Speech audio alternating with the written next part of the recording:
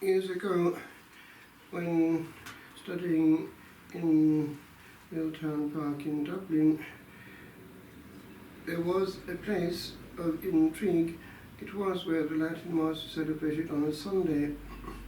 It was St. Paul's, Arran Keys, and there one looked up at the huge painting above the tabernacle, and one saw the scene that is feasted on this day, well portrayed, indicating the complete devastation of the man who was so sure of himself on the ground zero, and he can't even see.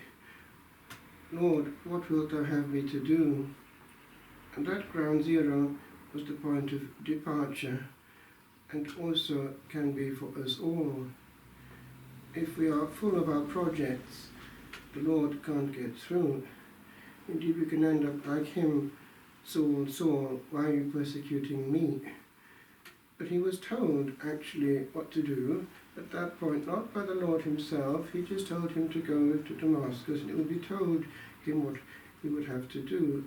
So the Lord uses the channel of other Christians and the church, and Ananias is given this other private revelation, and he is the one who ministers to him, and he is baptized, and eventually the Lord, through providence, makes known to him what he must do and how and where. There are some dates in history which change world history, these conversions. Another would be that of St. Augustine.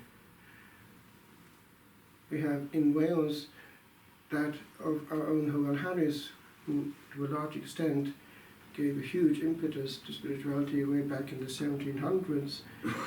They have similar things feasted in England, John Wesley and so on, moments of conversion. One thinks therefore of the conquest of grace, and also of the opposition of that work of God, which is always encountered. It comes through in the life of St. Paul, it comes through in all missionary work.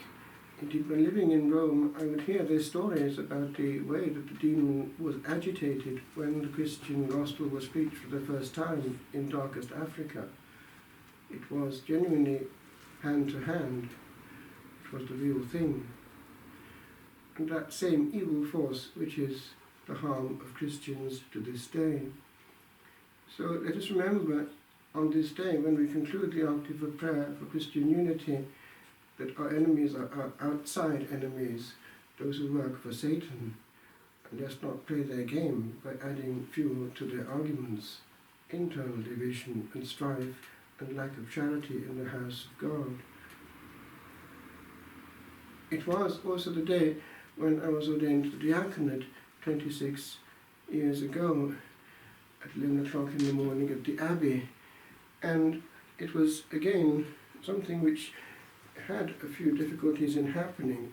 But one saw there how the Holy Spirit calmly got through to a good and wise Archbishop and dismissed all things which could have delayed and just got on with it, knowing, I suppose, from experience that where there's a good community, things can be kept safe anyway.